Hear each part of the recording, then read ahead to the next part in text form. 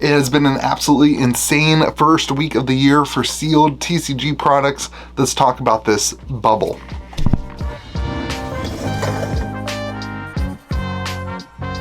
Well, what is going on, everyone? Welcome back to Kitchen Table TCG. My name is Louie, and I hope you're having yourself a fantastic day. And what a wild ride we have had over this last couple weeks. It is a snowy mess here in West Virginia. I'm sorry there hasn't been much content, but I have been actively buying a massive Magic collection and dealing with kids are on snow days. It's crazy. We have our fourth snow day tomorrow. It's crazy.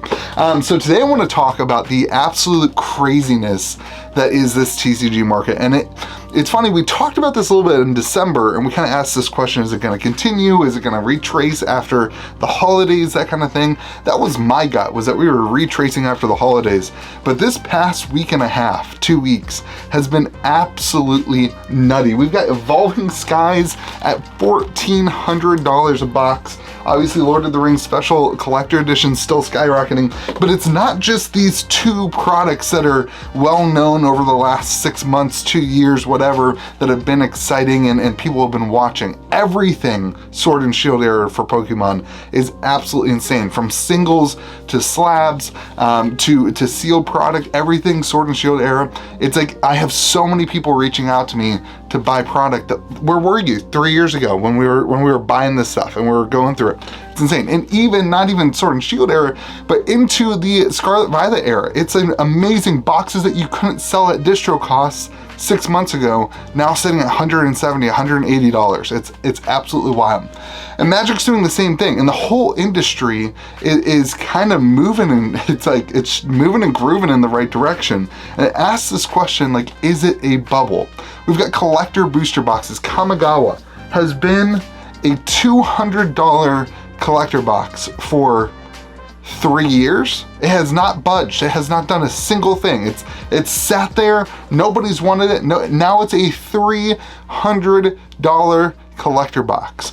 I mean, it's absolutely insane the way that everything is picking and choosing to just continue to go up. So I want to first go down this line of this question of, is it a bubble?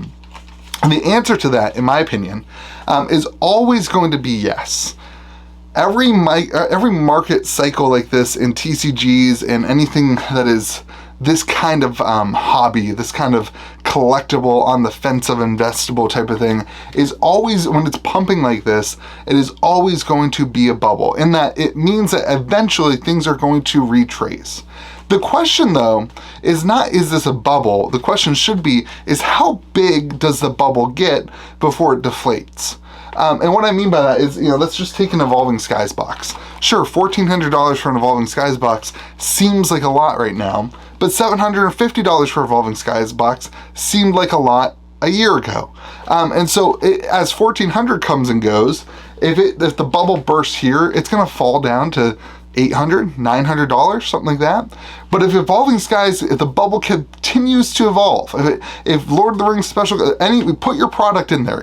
Fallout just went to $950. Somebody bought all of our Fallout boxes off of our website because we were almost $150 undervalued because the price went up that much in 2 days. It's crazy. The question is, how big does the bubble get before it deflates? And nothing's gonna pop. It's not like Evolving Skies are gonna be $90 a box again. That's never gonna happen.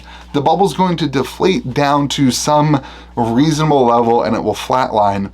But the question is, how big does it get before then? And for right now, I see no signs of slowing. No signs of slowing at all, particularly in Pokemon. Magic too, though, like Magic's on a tear. They've figured out a lot of the collector box stuff. I think we see this bubble continue to inflate. So this is where you have to ask this question, is how do you engage with that? And you have to protect yourself. And you also have to not, just sit around and do anything. The reality is that the industry has changed. And so these prices, the way that this works, because of streamers and people ripping packs live, I mean, the Whatnot, Drip, YouTube Live, Twitch Live, Twitter Live, I don't think everybody's doing it on Twitter. Maybe somebody should do this on Twitter. That is crazy, and everybody is watching people rip open packs. So the number of sealed products left it just deteriorates because it's no longer you and I going to our local game store, buying a box, and then leaving. It's now a whole business of opening things. The last 5-10 years have really, really changed the industry. So here's a question. What are you going to do with that? Because you can't just sit on the sidelines and do nothing. In my opinion, you have to buy and you have to be selling right now.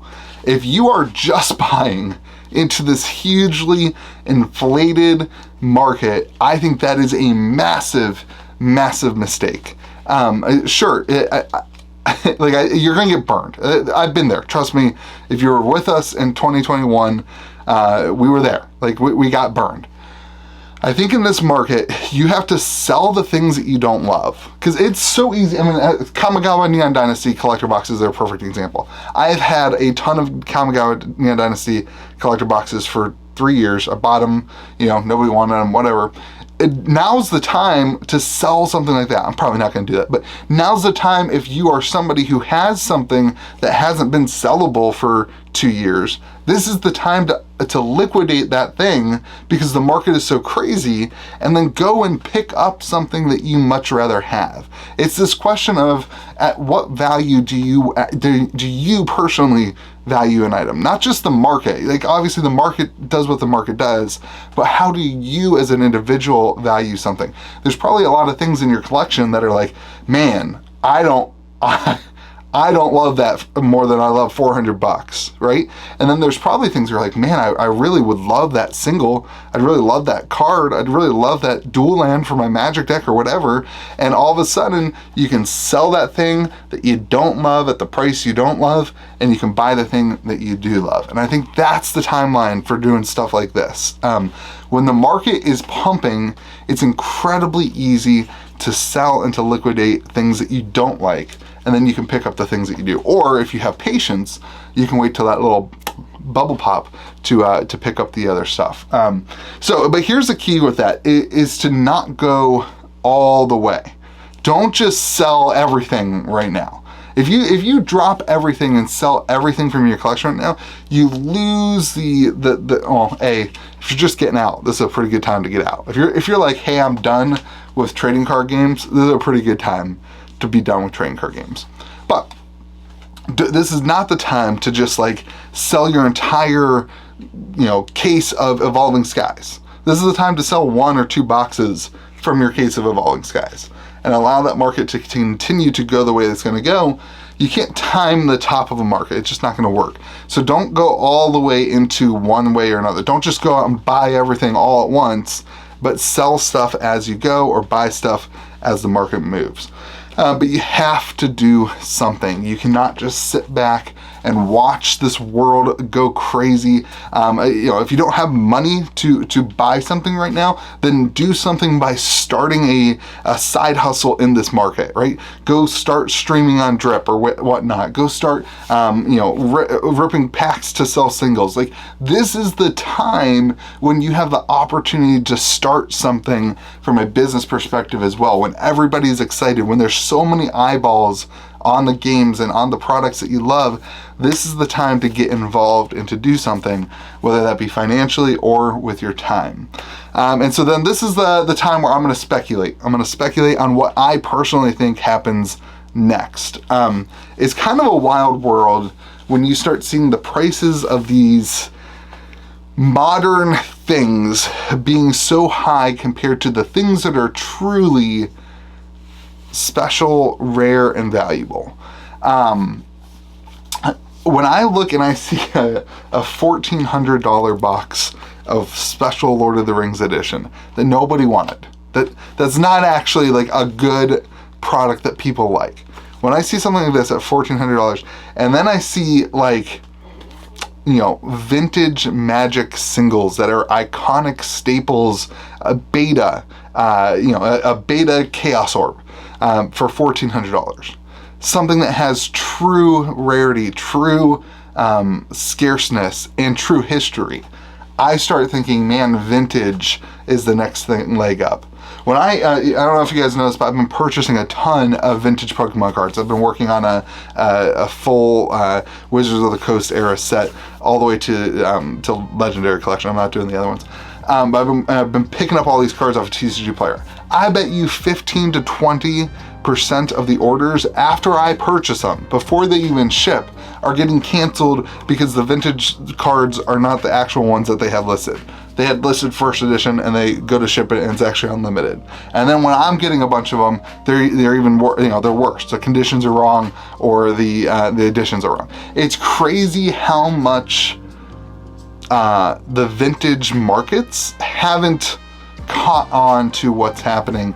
And so what that means, in my opinion, is that either vintage is coming and it's going to see a huge leg forward, a huge swing up, and the market is not ready for it. There is so few cards on vintage, Pokemon, even, revised dual lands, that kind of stuff. The quantity of cards available on the market is so slim, and you start seeing these huge profits of somebody who bought a Lord of the Rings special collector edition box for $400 4 months ago. And then all of a sudden what they're gonna do is they're gonna put it into something that they truly like, something that they always wanted. They just made $800, right? What do they really want? And I think that's when that vintage stuff is gonna really start popping off, as long as there's not some catalyst that really, hurts the market and tears things down right away. So those are my thoughts. Let me know what your thoughts are in the comment section on this crazy bubble of a market. I hope you have yourself a fantastic day. Be kind to the people around you. We'll see you again next video.